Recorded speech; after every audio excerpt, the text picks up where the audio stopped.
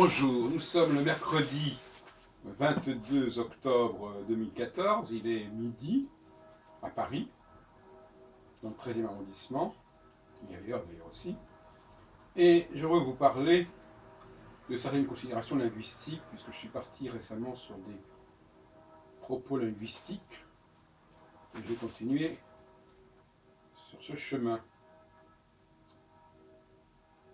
J'ai toujours pensé qu'il y avait une différence entre parler une langue et la comprendre.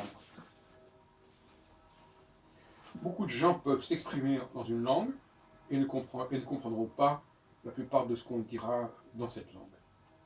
C'est un paradoxe qu'il faut prendre le temps de comprendre, justement. On peut effectivement se faire comprendre dans une langue, avec quelques mots. Et ça ne voudra pas du tout dire que l'on comprend ce que les gens disent. Erreur souvent commise d'ailleurs. Il suffit qu'une personne dise quelques mots dans une langue pour qu'on lui parle à toute vitesse dans cette langue-là, alors qu'elle est complètement dépassée. Ça serait d'ailleurs intéressant de transposer cette analyse dans notre domaine. Des personnes qui arrivent à dire des choses, parfois d'ailleurs elles le disent parce qu'elles le lisent ou parce qu'elles le répètent, et ça n'est pas du tout une garantie qu'elles comprennent tout ce qui concerne ce domaine. Méfions-nous donc des personnes qui s'expriment, ou du moins relativisons la portée du fait de s'exprimer dans une langue, ou sur un certain sujet, ce qui est pareil d'ailleurs, et dire des choses qui ne sont pas complètement idiotes sur ce sujet, et de dire des choses dans cette langue qui ne sont pas complètement incompréhensibles, mais qui ne garantissent en aucune façon la compréhension globale du domaine concerné. Et nous allons de plus en plus dans cette direction.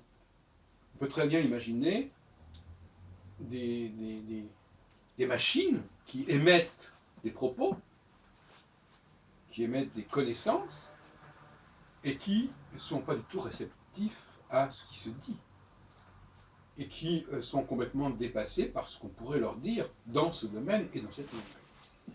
Je pense d'ailleurs à certains enfants, par exemple, qui pourraient très bien dire des choses dans une langue donnée, sur un sujet donné, parce qu'ils l'ont appris, et qui ne pourraient pas pour autant comprendre tout ce qu'on leur dit, en général dans une langue donnée, et sur un sujet donné. Et on pourrait dire autant au niveau des femmes, par exemple. Enfin, je veux dire que il n'y a aucune relation claire et nette entre ce qu'on peut dire, ce qu'on peut exprimer, et ce qu'on peut comprendre. D'autant plus que parfois, quand on dit quelque chose, on n'est pas certain que la personne qui dit ce qu'elle dit comprend ce qu'elle dit. Et en tout cas, il est probable qu'elle n'en comprenne pas totalement les tenants et les aboutissants. Alors, je voudrais en arriver à une conception de la didactique des langues, à savoir que on n'a pas à infliger à une personne qui parle dans une langue toute la connaissance de la langue en question, mais uniquement lui donner un bagage qui lui permettra de s'exprimer à peu près normalement dans cette langue. Ce n'est pas la même chose. S'exprimer, même relativement aisément dans une langue, ne signifie pas que l'on maîtrise cette langue. Ne signifie pas que l'on comprendra tout ce qui sera dit dans cette langue. Je prends un exemple au niveau du français. Quelqu'un peut parler correctement le français et ne pas comprendre ce qu'on lui dit. Surtout pour différentes raisons. Un, parce qu'on peut utiliser autour de lui des termes argotiques qu'il n'a pas appris. Deux, parce qu'il y a une façon de prononcer le français, une oralité du français qui est très particulière et qui peut le déborder totalement. Et donc, par conséquent, de toute façon, la tâche de comprendre ce qui se dit est infiniment plus complexe que la tâche qui consiste à dire quelque chose dans une certaine langue sur un certain sujet. Et je crois que ça n'a pas été bien compris. Donc, on peut penser qu'une certaine didactique des langues pourrait consister à doter la personne d'un bagage qui lui permet de s'exprimer, sans qu'on ait à exiger d'elle et sans qu'on ait à lui transmettre pour autant plus que ce bagage, sous prétexte que, effectivement, il y a des gens qui parlent comme ça et qu'il faut comprendre ce qu'ils disent. Je pense qu'il faut être plus modeste dans les relations humaines et considérer que certaines personnes, il est bon que certaines personnes puissent dire certaines choses, sans pour autant qu'elles comprennent tout ce qu'on leur dit. Ce sont deux choses différentes. De la même façon, les machines peuvent exprimer ou produire certaines choses, sans pour autant qu'elles soient parfaitement au fait de tout ce qui se dit et pense dans l'humanité, dans la société. Donc il faut découpler l'émission et la réception. Il est beaucoup plus facile d'être un émetteur qu'un récepteur.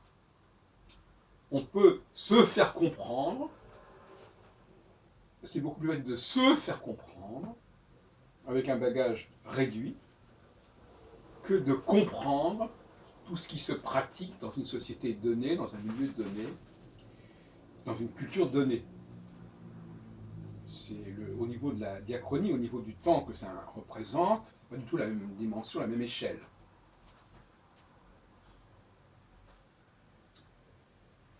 Inversement, je dirais aussi que il est probablement plus facile de...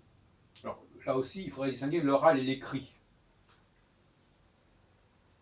En tant que récepteur, cette fois-ci, il est généralement plus facile de comprendre ce qui est écrit dans un alphabet qu'on comprend, évidemment,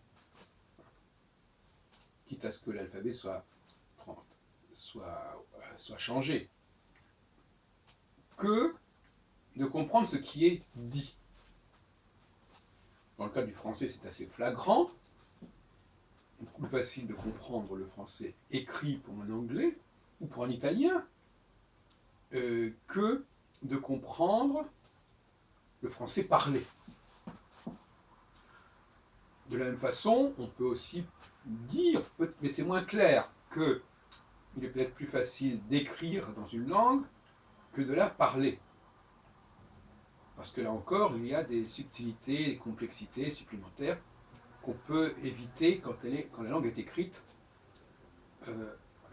Mais bon, l'écriture aussi se heurte à des problèmes d'orthographe qui sont parfois assez délicats, comme dans le cas du français et de l'anglais, beaucoup moins dans le cas de l'italien ou de l'allemand.